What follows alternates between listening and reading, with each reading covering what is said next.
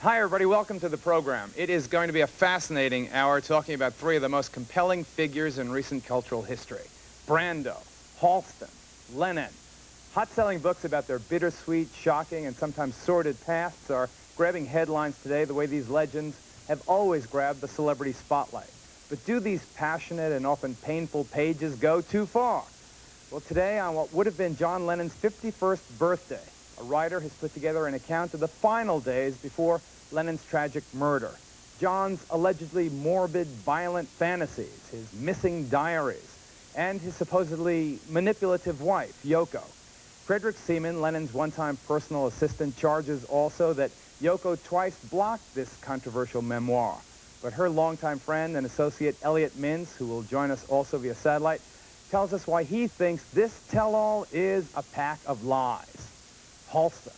He was one of the world's top fashion designers, but off the runway, he was apparently a deeply troubled man who destroyed his empire with cocaine addiction and a totally obsessive lifestyle that included everything from wild parties at Studio 54 to an alleged addiction to male prostitutes. His rags to riches to ruin story is brought out of the closet by celebrity biographer Stephen Gaines. Marlon Brando, he is a guy who has done all he can to stay out of the public eye, but star historian Lawrence Grobel managed to snag this complex hermit.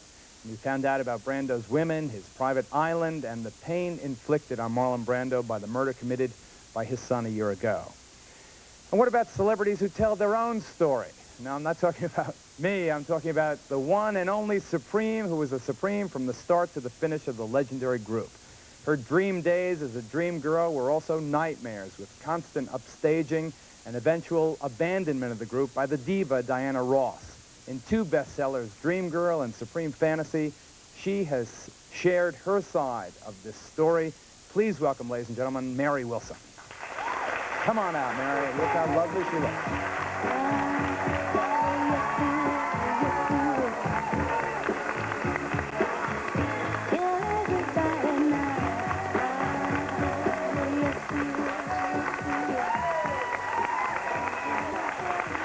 Mary Wilson.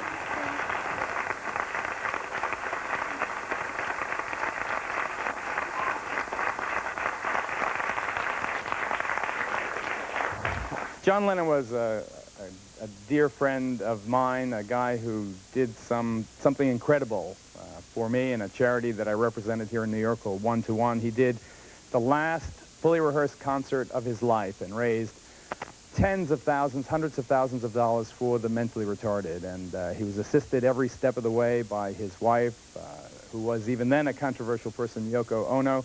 Now, as I mentioned, there is this very controversial memoir about the final days of Lennon, so controversial that one of the New York papers, when it first came out, put the story on the front page. You can see the New York Post, new book reveals John and Yoko's dark secrets. The author, Fred Siemens. Fred, tell us exactly what your role was. I mean, how do you know the things that you purport to know about the Lennons in their last days? Well, I was with John almost every day for the last 20 months of his life. I was hired as his personal assistant in 1979, and I was with him until he died in 1980. What does a personal assistant do, Chelsea? When Yoko hired me, she described the job as cooking brown rice and answering the fan mail, and I learned that there was much more to it.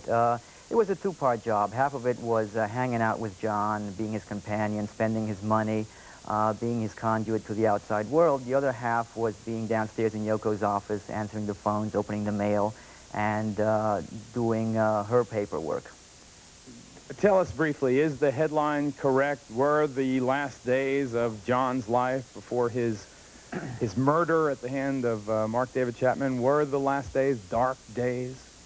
I think they were. I think that John was trapped in a loveless and sexless marriage, and that headline that you pointed to sensationalized that aspect of the book, and we're only talking about less than a page in a 260-page book, really.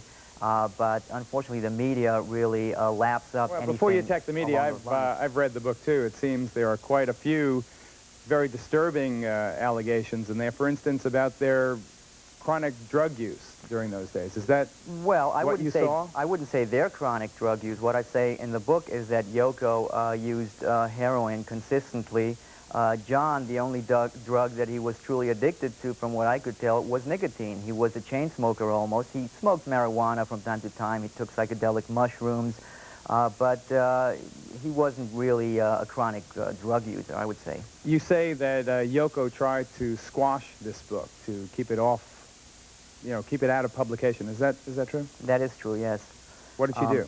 Well, I had a book deal in 1983 with Simon & Schuster, and at the time, I had pled guilty to a count of grand larceny in connection with my taking John Lennon's journals out of the Dakota, and I had pled guilty to one count of a Class D felony, I think it was, and I was sentenced to 5 years probation. So you are unique among the biographers in that you have pled guilty to stealing the material that perhaps was the basis of your book. But it was not the basis for the book. You see, my book is based on my journals, and I could document this because eventually Simon & Schuster sued me for fraud, and I countersued them, and I produced to them, I gave them copies, over 1,000 pages of my journals, so eventually they satisfied themselves that my book was based on my journals, and they dropped their suit. Let me go. We only have the satellite with Elliot Mintz for 10 minutes or so I really want to get his side of the story represented right away. What you've heard so far, Elliot, why don't you respond? Well, it doesn't sound like the John Lennon and Yoko Ono that I knew. I met them in 1971. I've known Yoko now for about 20 years, and I was with John for 10. The last few weeks, months, and year of John's life was one of the happiest of all possible times. He and Yoko were very, very much in love. They were celebrating the birth and growth of their young son, Sean, who will be 16 years old today as well. They had just completed their album, Double Fantasy. Life was at its zenith and peak. The description that Fred Seaman just gave you of, and the stuff contained in his book, is really nonsense. What do you think of what Seaman says about this larceny charge? What's your view? What is Yoko's view? I know you were speaking with Yoko last night. Tell us your side. Well, Fred uses the word larceny. Let's just really define what it was that Fred did. Fred stole John Lennon's personal journals, his personal diaries. He took them out of the Dakota without permission. In addition to that, Fred had a warehouse in Midtown Manhattan where when the police arrested him, they also seized a number of other possessions belonging to John Lennon. Stereo equipment, files, letters, handwritten lyrics of Yoko's. Fred Seaman was involved in a criminal conspiracy involving at least 2 other people called Project Walrus. And Project Walrus was in part a scheme designed to steal the diaries and sell them privately. Fred Seaman's time with John Lennon was precious little, and I'm here to suggest that the material in Fred's book, on the actuality scale of accuracy between 1 and 10, 10 being accurate, is somewhere between 1 and sliding off the scale. Fred, speaking as you do from the disadvantage of someone who has actually pled guilty to a felony, why don't you respond to Okay, first of all, before I respond to that, Geraldo, I would like to make it very clear that Elliot Mintz is a paid publicist for Yoko Ono, a job that he's had for 15 years. He is very well paid for this appearance. It is his job. He's not being paid for this appearance. Not by you, but by Yoko. And I've only represented her for 10. Excuse me? I've only represented her for 10, but so far you're running about 50-50 in accuracy. Let me just conclude that it is his job to attack anyone who says things in public that are perceived as being critical of Yoko Ono. I'm not attacking Fred. I'm simply Can I just finish, facts. Elliot, before you interrupt me? I didn't interrupt you, and I won't interrupt you, so please do me the same courtesy. Let me finish. You're right, I'm sorry. As far as his charge that other things that I had stolen, other things, they are not true. I did have a storeroom, but there was nothing there taken that did not belong to... Wait a second. I've seen an inventory. Jim Bob, give me the inventory on the full screen, This was please. the inventory supplied to us by the New York City Police Department. And it wasn't from a warehouse in Manhattan. It was actually from your apartment. The cops did ransack my apartment. In Brooklyn. Yes. It included video cassettes, audio cassettes, transcripts, Xerox copies of the 1979, 1980 journals, a painting of John Lennon, a drawing by Sean Lennon, 7 manila folders containing notes, correspondence, and writing, musical instruments, stereo equipment. Okay, can I respond to that in detail, please? That's a police inventory. Okay, yes. The cassettes that were taken, they were copies of Double Fantasy. I think they were talking about 2 cassettes of Double Fantasy. The videotape was a videotape called Walking on Thin Ice, which I was involved in the production of. I was in the videotape. The papers that were taken were shopping lists that John had written to me, some of which I reproduce in the book. I forget the other stuff. I've never seen that list, by the way, and this is the second time that it surfaced. On the Larry King Show last Friday, Friday some time ago. Get me the Xerox copy that we have, please, Mike. And Geraldo, if I might add, there are two copies. There's one list of things of stolen property that were taken from Fred's Brooklyn apartment. There's another inventory sheet taken from the storage facility in Midtown Manhattan, including John's personal stereo. So, Fred, your book may be totally accurate, but you sit there a convicted thief. True? I did plead guilty to taking John's 1979 journal. To a felony conviction. Yes, I mean, yes, it's not I did. like you it's not a pled guilty secret. It's to in the book. jaywalk. I admit it. I explained the circumstances. You do admit it on the last page of the book. I know. Not on the last page. In the last page section. before the epilogue. In the afterword. The afterword. Yes. Yeah. All right. That's not saying that you're a liar. I mean, it's just saying that you're I'm not a liar. I'm telling the truth. The book stands for itself. All right. We've got to take a break. Celebrity bios, penning passion and pain, the focus of this edition of Geraldo.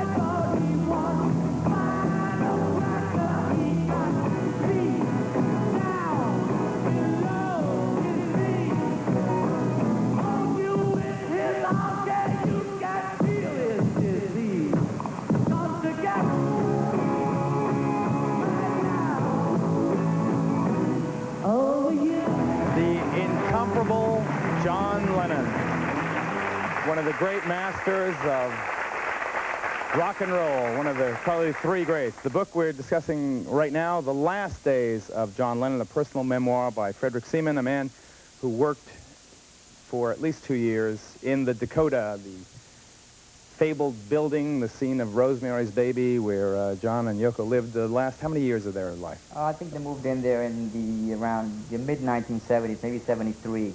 All right, you describe, why don't you quickly describe some of the adjectives that you apply to Yoko Ono? Adjectives? Yeah.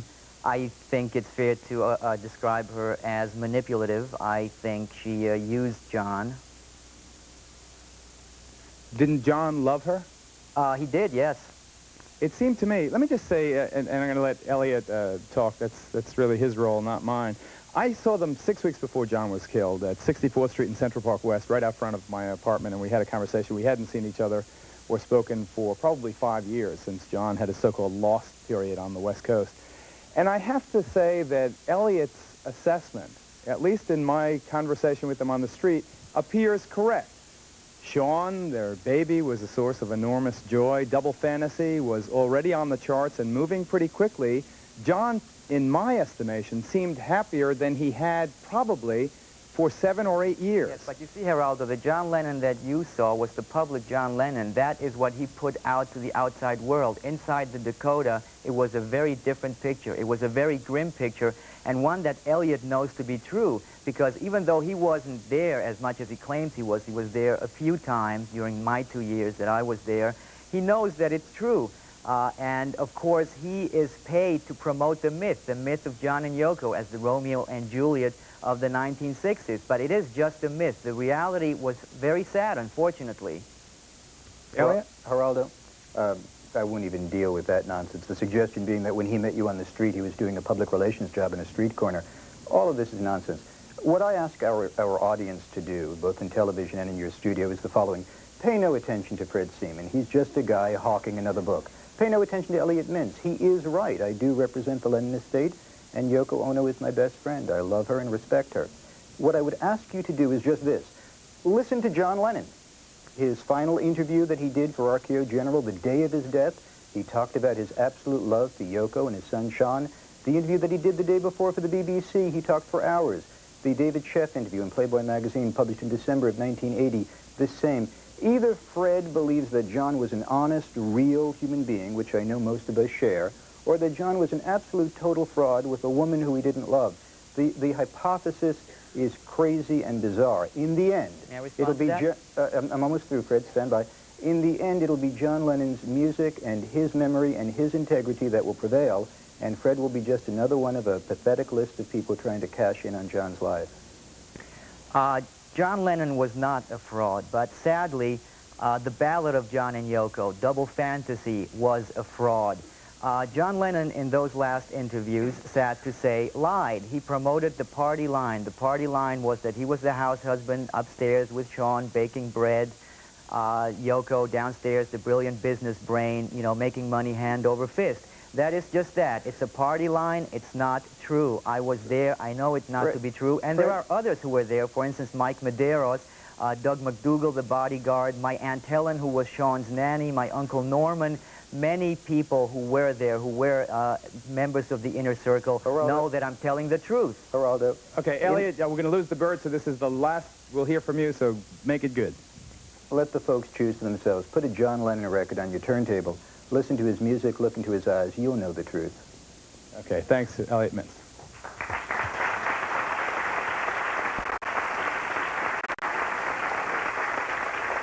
I interviewed Yoko, the last time I interviewed her was on Entertainment Tonight. I think we have a brief clip where I asked her about being the dragon lady, so-called, being this evil influence that destroyed... we can't hear from John on that issue, but we certainly can hear from Yoko. Jim Bob, why don't you roll that clip? This, Were you ever the dragon lady? Dragon lady. Well, I don't know what dragon lady means, but dragon probably symbolizes something that is unique and very strong, and if that's what it is, I'm honored. Well, that's Yoko's response on the dragon lady charge. I'm not... You may briefly, one more time, then we're going on to Mary Wilson. This is the big list of stuff that I... There's 2 pages. I got another page here. Reading from this page, at the top it says, Sony video cassette, Badlands. That was a movie. I don't know why the cops took that. 2 Scotch color video cassettes, Beatles. I think that was my copy of Hard Day's Night. Then there was cassette copies of Woman and Walking on Thin Ice, which I helped in the production, and I was in Walking on Thin Ice. But you didn't own it. I did own it. I did own it. Then why'd you let him take it? Well, what about here? Here, you got all these... you have Manila folder, Yoko Ono, Rough Lyrics, 1974 Manila folder, John's correspondence from 68 and 69. That certainly doesn't belong to you. By the way, is also fabricated. Yoko Ono's writings, 1974, Yoko Ono's publishing royalties. That was not found. That was not found. Why is it listed here? Is this a phony? Yes, it is a phony, and I'll tell you why. Because I was picked up by 2 of Yoko Ono bodyguards. I was beaten by then. I had a gun put to my head. I think you have a photo of one of the cops who beat me up. If we do, a police sergeant named Barry Goldblatt, who is a member, still a member of the police force. Later, afterwards, they turned me over to the cops, and that's when I learned that not only were they bodyguards for Yoko Ono, but they were actually New York City policemen. And I was told in no uncertain terms by the detectives at the 20th Precinct that unless I cooperated, they could not guarantee my safety. I took the cops down to my apartment without a search warrant because one of Yoko's bodyguards had the keys to my apartment, and I was told if I didn't take didn't take the detectives down there, Yoko's guys would go there. That's why I took the detectives there. Once they were there, they had like 2 shopping bags, and they just started going through everything and throwing anything in there. And to this day, I don't know exactly what was taken. Well, that list apparently indicates... This is not what was taken. Other things were taken that are not on this list. But Fred, if everything you say is true, then you must have had the worst lawyer in the world because you pled guilty. Yes, I did. Pled guilty not only to plead guilty. I had one of the world's, and I filed an affidavit against him. You pled guilty to a felony. Yes. Lawrence Grobel, quickly. I've got to take a break, but what do you think of the job that Fred's done? Well, on the show today or in his book? I find it difficult to make a real comment when I haven't read his book, in all fairness to that. I would have a difficulty about taking anybody's material, but then again, I've never had to be in that position. I usually get to be with people and talk to them directly and have it all taped. So it's a difficult one on this thing. I would look at the book and I would at least give it a chance and see if I believed it or not. Stephen? You know, I wrote a best-selling book about the Beatles called The Love You Make, and what's really surprising about this is all that information has been told before. It was in my book, it was in Albert Goldman's book. I don't know why it's being rehashed yet again. You know. So you're critical of Fred's book. I mean, or of his. Well, now I write unauthorized biography, but I didn't kiss and tell. I didn't work for somebody and then go out and in a cynical way try and make money off of my employment there. Mary, aren't you glad you wrote your own book? I certainly am. We'll hear right. from you next, honey.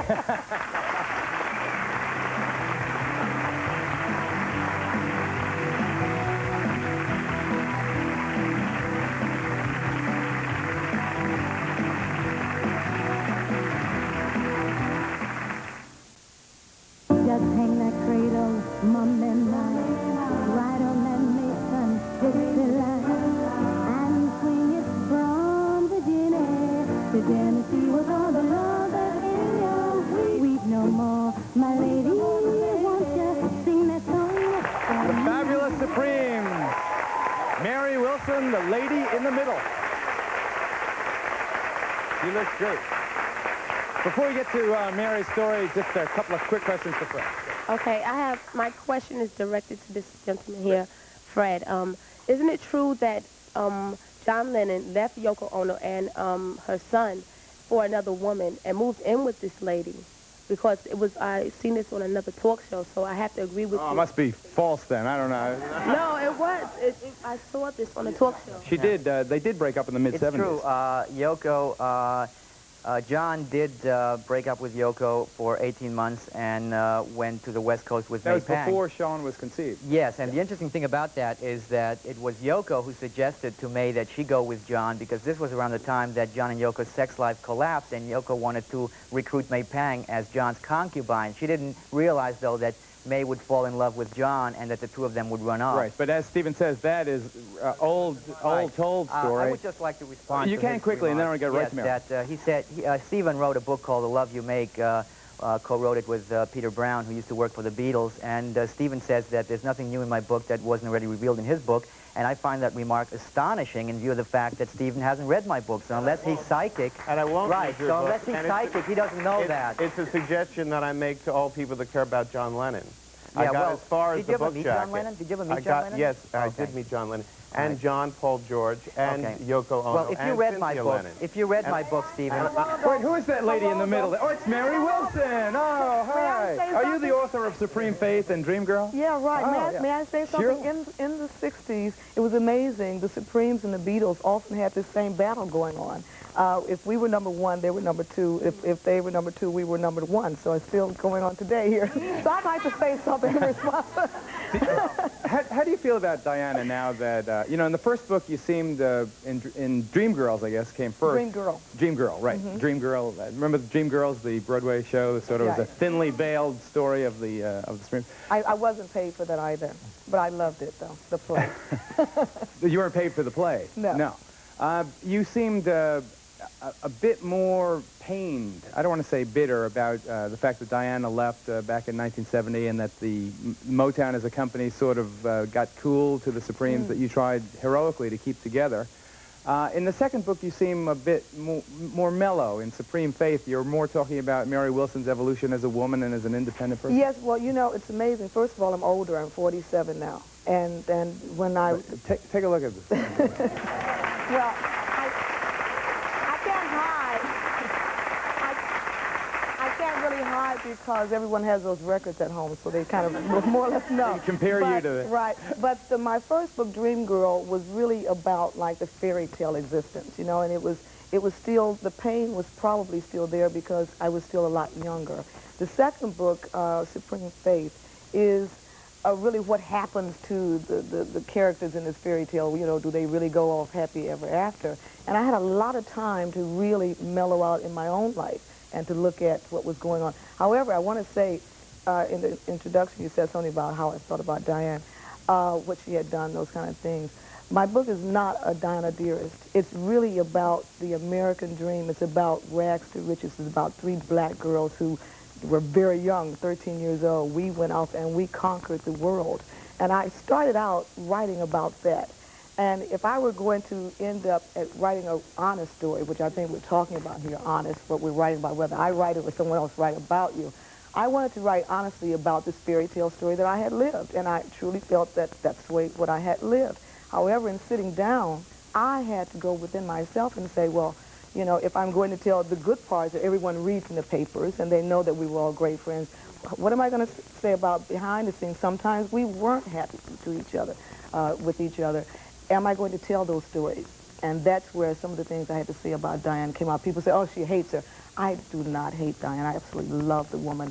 We actually became black American princesses together. We conquered the world together. Right? So I cannot hate her. But I had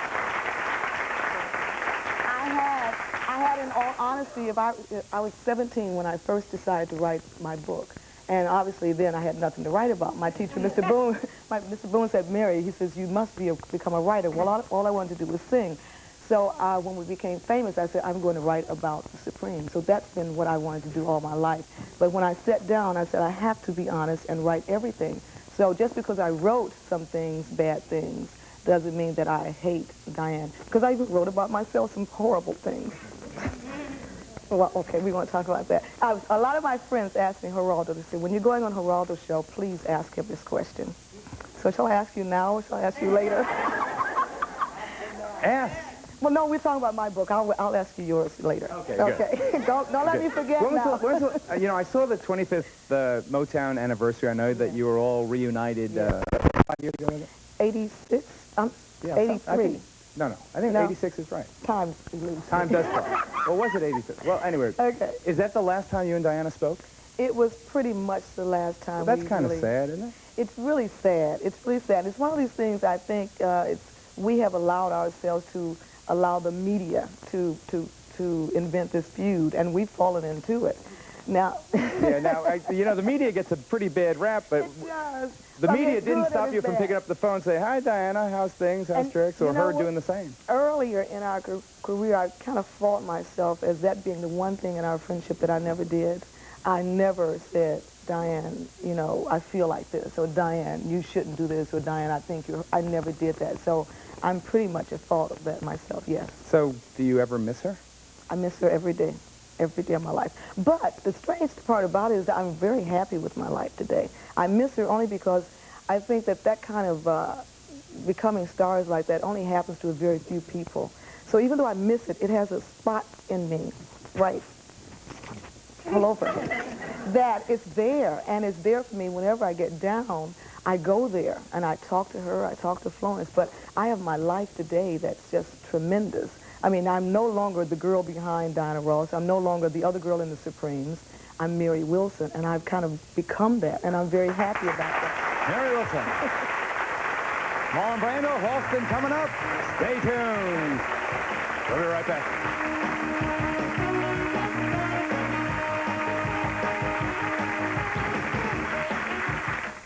You know, I made Americans believe in American style, and that was a very important thing for them. And the American mood of not only style, but, you know, life on every level. When you talk about, oh, a designer's name or his label or his standard or his signature or something like that, it really is only as good as the product. And the product itself must sell itself. Roy Halston Crowick. A man described by Newsweek magazine in 1972 as quite simply the best designer in the world. Who remembers all those pictures of Jacqueline Kennedy Onassis in that little hat, the little pillbox hat? Halston created it.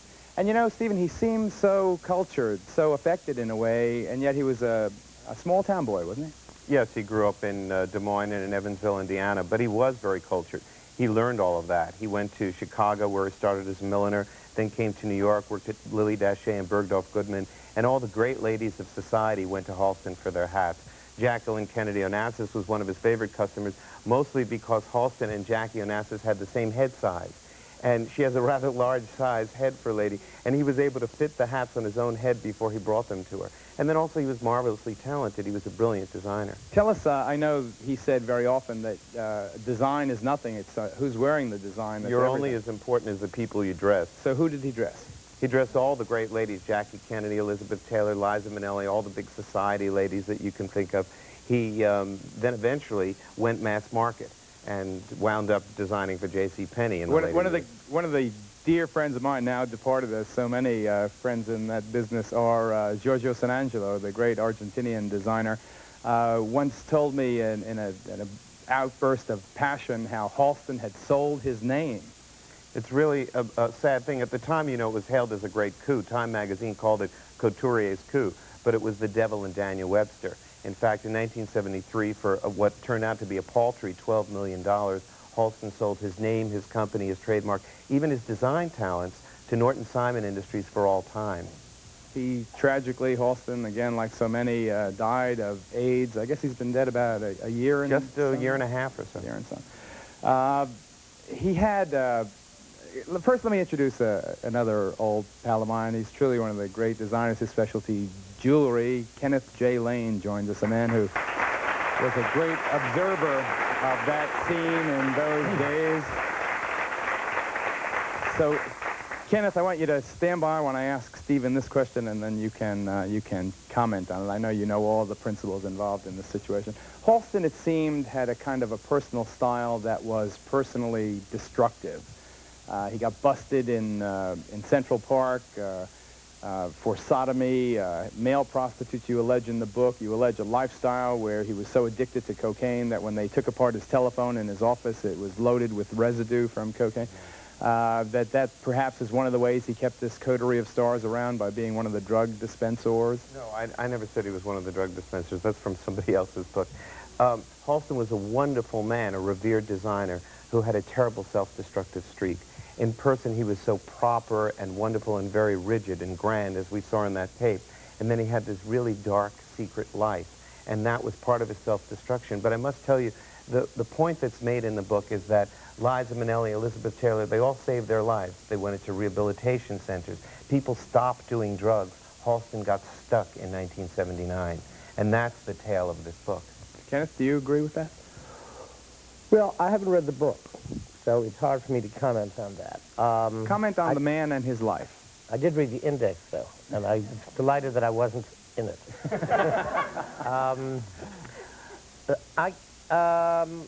I think everything that I've just heard is absolutely true, as far as I know. We were never really close friends. I mean, I knew him. I knew him since his Bergdorf Goodman days, professionally. Late 60s. Yeah, and I did go to his house, as everybody in the world did.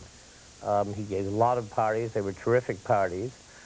I think he was terribly spoiled, and that was part of his downfall. I think without their meaning to hurt him, the Norton Simon people spoiled him to such a degree and put him in this area on Fifth Avenue, which is unlike any other office in New York, particularly any other designer's office.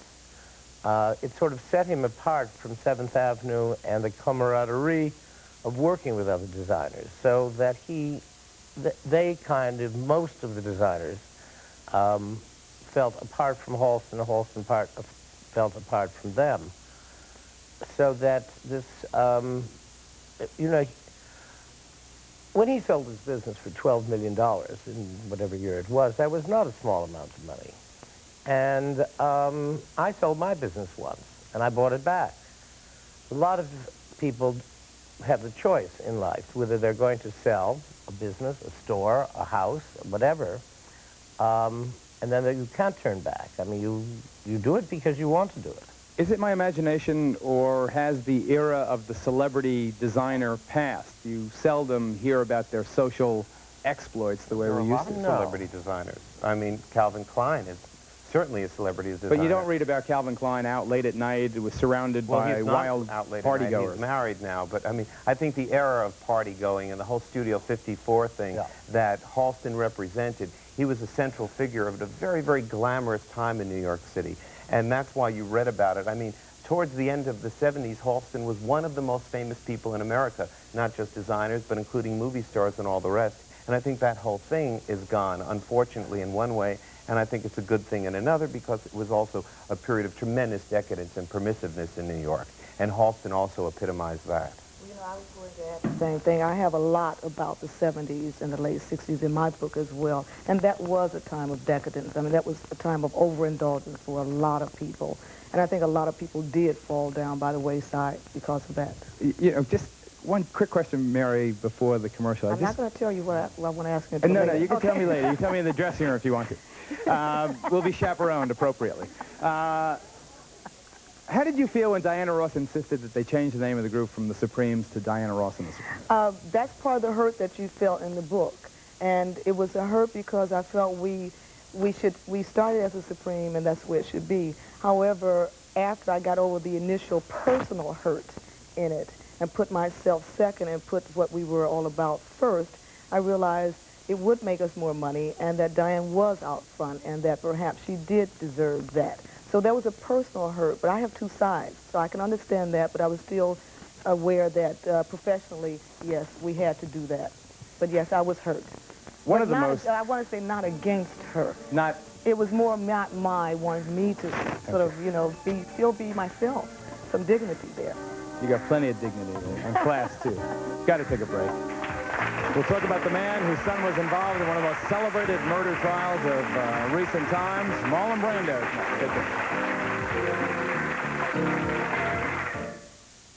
Have moved from the area of it being the Marlon Brando Godfather movie star trial to the Christian Brando trial. My son is portrayed by the Carrion Press as the Mad Dog Killer, because that picture has been run to death. There is another view. There is another Christian. Marlon Brando, the distraught father. Look at the difference between that picture and this. Here is Brando as Stanley Kowalski, I guess, in Streetcar Named Desire. Stella. Perhaps the greatest English-speaking actor in film ever, says me. And me. And you too, Larry? I agree with you. Now, this interview, I'm curious. When I read your book, and it starts with an interview that you were trying to get back in 1978, and as far as I can see, it's that series of interviews over a 10-day period conducted out at Brando's Islands in Tahiti, around Tahiti, that formed the basis of his participation in your book. Is that accurate? Right. Why wait so long? That's, I guess, well, the question. the interview I did originally in 1978, Brando had agreed to do an interview for Playboy magazine because Russell Means, who was in jail at the time, the Indian American activist, Indian leader. He bailed him out. Hugh Hefner asked would he bail him out, and Hefner did. Excuse me, Brando asked Hefner. So Brando then agreed to sit still for an interview. It was the first time he was going to talk to a journalist in any depth for 25 years. Truman Capote did it during the making of Sayonara, and after that one, Marlon didn't talk again. So I was very lucky to get the assignment. I had just done a few people like Streisand and Dolly Parton, whatever, for Playboy. And I went to Tahiti. I spent 10 days with him. When I arrived there, I got off this small plane, and there he was, dressed like an East Indian holy man, and he picked up my bag and led me to this hut, and all the way I'm following him, I'm thinking, Marlon Brando is carrying my bag, and I can't believe it, you know, I mean, because Brando meant so much to me, as he does for so many of us. And for the next 10 days, I spent with him. We had breakfast every day, we had dinner every night, we had lunches when he would eat lunch, and I got to know him on a very intimate level. Two quick questions. One is that resort of his open to the public? Yeah, it has been open to the public. Not too many people go. There's not too much to do there. And if he's not there, I mean, basically... He's the basic tourist attraction. Yeah. The second one, quickly, why did you wait 10 years to write the book? Marlon came to my house and asked, the interview was going to be published in Playboy, but I had a lot of other material, including stuff I had written about being on the island. He comes to my house and says to me, Larry, I hope that our time on my island will be private for a while. And I said, gee, Marlon, I already wrote something. Why didn't you say this before? This is that problem you have with before and after. But in his case, I knew the interview was a good interview. As a matter of fact, I'm more proud of this interview than any I've ever done. And I just felt the man has gone to the ends of the world to get some privacy. And here I am, he's let me in, and I'm going to tell everybody what it is. Self-imposed moratorium? So I gave a 10-year moratorium on it, and he knew about it. Wait, here's a lady here. I wonder how... Stand up. Are you proud of this author for doing that? Of course I am. It's his mother. His mother. My boy. Mrs. Geraldo. We'll be right back, ladies and gentlemen. Stay with us.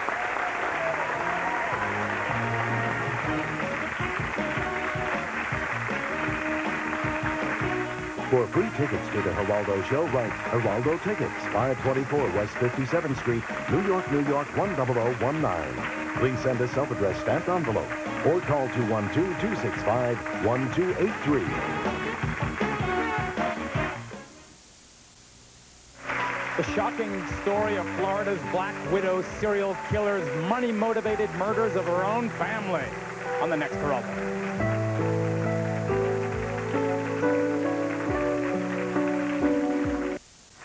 I want to try and get as many questions as possible in the shortest time possible, so let's go. Fred, I was wondering how you acquired your position with the Lennons. How'd you get hired? Yes, my uncle Norman Seaman was one of Yoko's oldest friends in New York. He's known her since 1960. My aunt Helen was Sean's nanny. I happened to be graduating from college when they were looking for an assistant, and as luck would have it, my birthday is the day after John's, October 10th. So as far as Yoko was concerned, that was all the qualification I needed. Hi, my question is for Mary. If you could do it all over again, I mean, growing up, the way you came into the Supremes, would you do it the same way? I would do it exactly the same way, yes. And want to be Mary Wilson, too. Yes, hi. My question is also for Mary. I was wondering, I believe I saw you on Joan Rivers or some other talk show when you had your vocal problems or whatever. Oh, and no, that was... that was not Mary you? Wells. Okay, Yeah. all right then, sorry. See, that's the problem, she said. Yeah, Yes. it's Mary Wilson. Let's all... Mary, you still performing at all?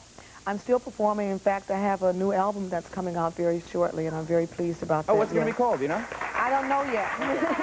I'd like to know why Yoko wasn't here today to defend herself. I'd like to know that, too, why I have to talk to Elliot Mintz, who gets paid a lot of money But to why? What's the attack difference? me. Yoko doesn't want to honor your book with her appearance. We asked. Well, Mary, did Diana explain to you earlier, you know, when she was leaving, or she just, I don't think she walked away, but did she let you know ahead of time that she was going to leave the group? Or? That's a kind of long story. I did write about that in my book to Give us the short answer. Okay, I'll give you a short answer. When it was first decided, we were not aware of it, and it was quite a while before the two of us were made, that fact was made known to us. Yes. I was only surprised. I was surprised, but we had heard it through the media before we actually got it from Diana. I just have a comment for Mary. I think Dream Girl was an excellent book. My mother read, and I enjoyed it, and she enjoyed it, and you look great. Thank you. We'll be right back.